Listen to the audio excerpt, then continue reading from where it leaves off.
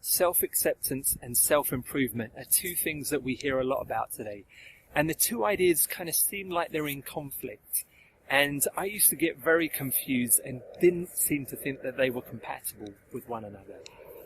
And so I'm going to begin talking about self-improvement, because this idea is really helpful, that you can improve who you are, you can be a better version of yourself, you can cultivate new skills. It's very empowering.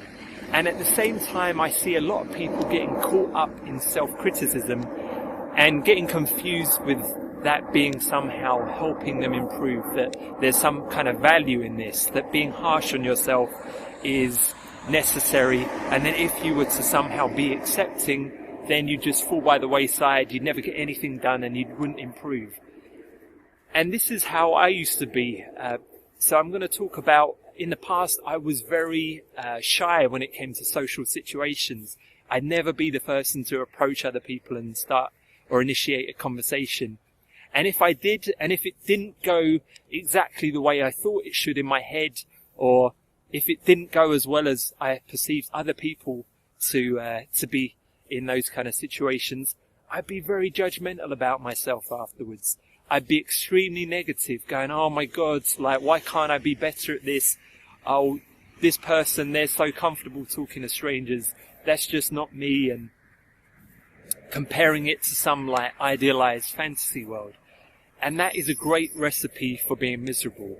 They've actually done studies where people compare their bodies to magazine models, and lo and behold, they find themselves feeling very sad and miserable. So don't do that.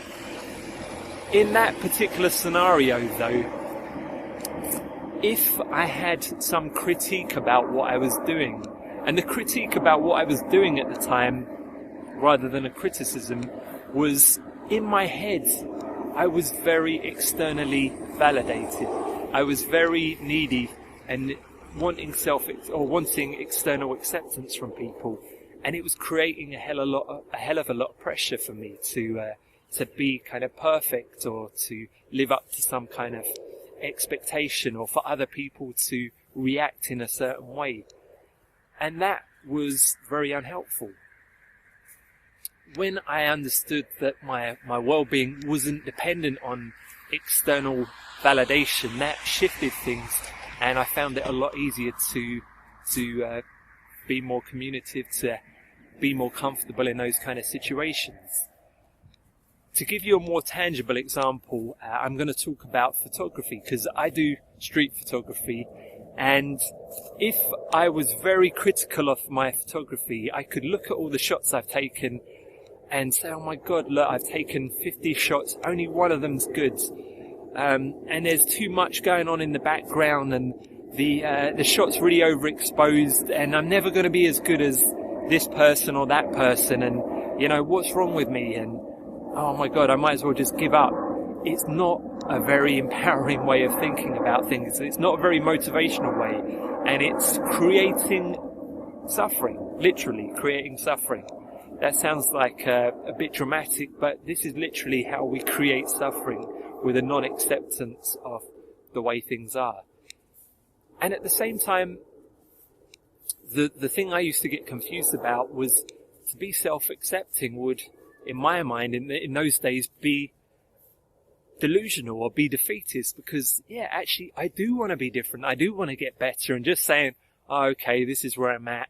Well, to me, that was not really okay. That was not truthful. I was not being honest with myself. And that was my confusion. And I think the way it's often taught that self-acceptance is explained, it is a bit confusing. I just got a little dog here. and that's a misunderstanding, because when I talk about self-acceptance, just let me see. There's a little dog there. So when I talk about self-acceptance, I'm talking about acknowledging the fact, the reality of the situation, in as much as you can, that, yeah, okay, I do want to get better, and this is my skill level at the moment. This is where I'm at right now. This is the situation that is around me. And that's okay.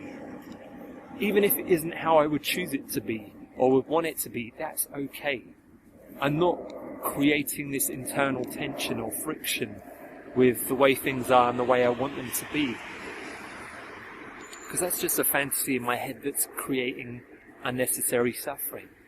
But by acknowledging it, by acknowledging this is how it is and being okay with that, even if it isn't how I choose it to be, it takes the tension off, it takes the pressure off. There's less friction being created there. And then from that point, I can have a critique. And a critique would be looking at what I'm doing and where I could improve in that. So critiquing my photography, saying, well, okay, perhaps you could have a different exposure on those kind of shots, that you could have less stuff going on in the background, focus on one single thing. This would help improve my photography. And next time I go out and take photos, if I'm mindful of that, it will help me improve. And this works for everything. If you can have this mindset of accepting where you are, being okay with it, and then critiquing where you could get better if that's something you want to do, that will allow you to grow, to improve, and to get better than perhaps you even thought you could be. So I hope this video has been helpful, and if you enjoyed it, please share. I will speak to you guys soon. Bye.